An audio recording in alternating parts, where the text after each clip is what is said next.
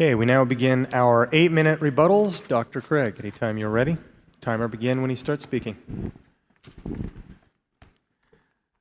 I am really excited about that last statement that Dr. Rosenberg made.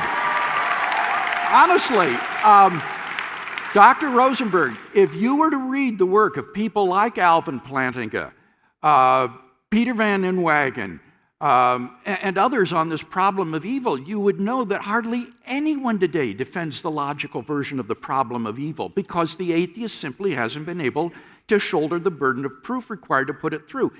Listen to what Paul Draper, who is an agnostic philosopher here in the department at Purdue, says. He says, logical arguments from evil are a dying, parentheses, dead breed. For all we know, even an omnipotent and omniscient being might be forced to allow evil for the sake of obtaining some important good. Our knowledge of goods and evils and the logical relations they have to each other is much too limited to prove that this could not be the case.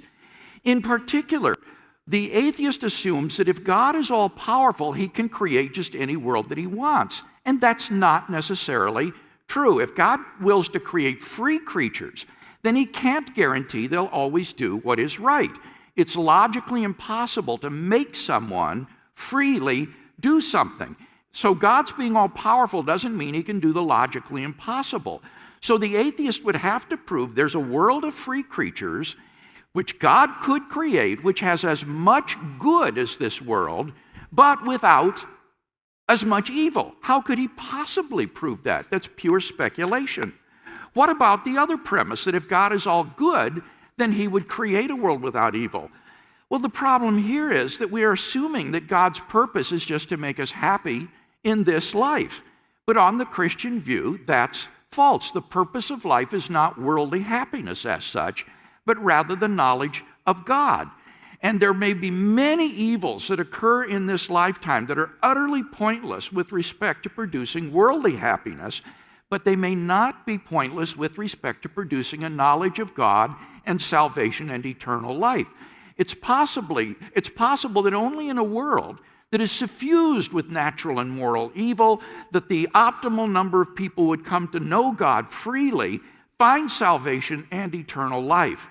So the atheist would have to prove that there's another possible world that has this much knowledge of God and his salvation in it, but which is produced with less evils. How could he possibly prove that? It's pure conjecture. It's impossible to prove those things.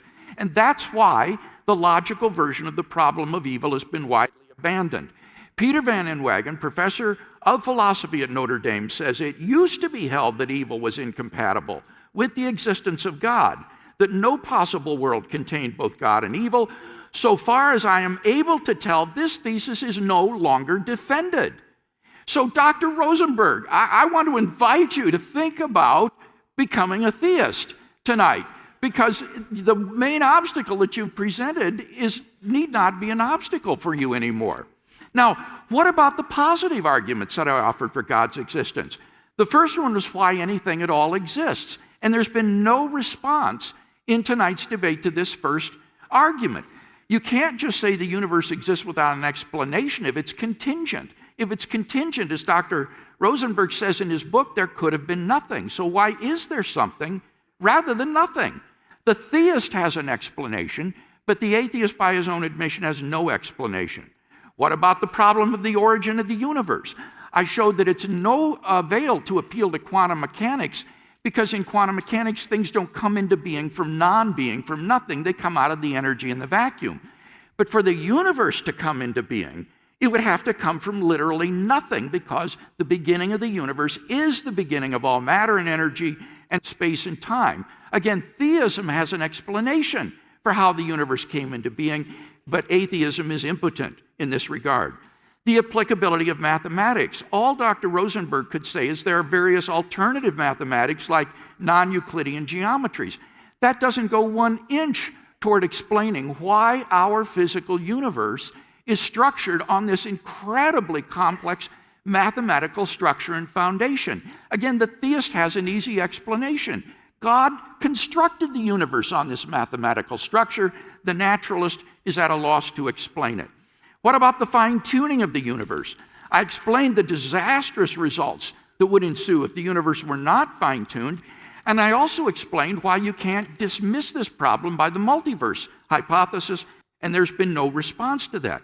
Intentional states of consciousness. Dr. Rosenberg says, how can one chunk of matter be about another one? I agree with him on this. It can't. That leads him to deny that we ever think about anything. It leads me rather to say, but I do think about things, therefore there must be minds. And minds fit nicely into a theistic worldview because God is the ultimate mind, and so the presence of finite minds in this world is nothing mysterious. It fits into a theistic world in a way that it doesn't fit into an atheistic world. As for objective moral values, it's the same situation. Dr. Rosenberg rightly understands that if atheism is true, if metaphysical naturalism is true, there are no objective moral values and duties. He and I actually agree on a great deal. But what I would say is obviously it is wrong to do certain things, and therefore it follows that there must be a foundation for moral values beyond the physical world in God, a transcendent personal being. The resurrection of Jesus, again, you can't discuss this responsibly without getting your fingers dirty and looking at those documents. You can't attack other documents like Joseph Smith or Muhammad and use those to impugn the credibility of the gospel sources. The fact is that the majority of New Testament historians who have investigated these documents have concluded to those three facts that I mentioned. Remember, N.T. Wright says there is firmly established as the fall of Jerusalem in AD 70, but the naturalist has no explanation. Finally, God can be personally known and experienced. Why can't God be a properly basic belief for me, grounded in my experience of God? I don't see why not. Finally, what about metaphysical naturalism? How is this relevant in tonight's debate? He says these bizarre consequences that he affirms don't follow from atheism, they follow from scientism. But my argument was that scientism or epistemological naturalism doesn't imply metaphysical naturalism. Remember the case of W.V.O. Quine.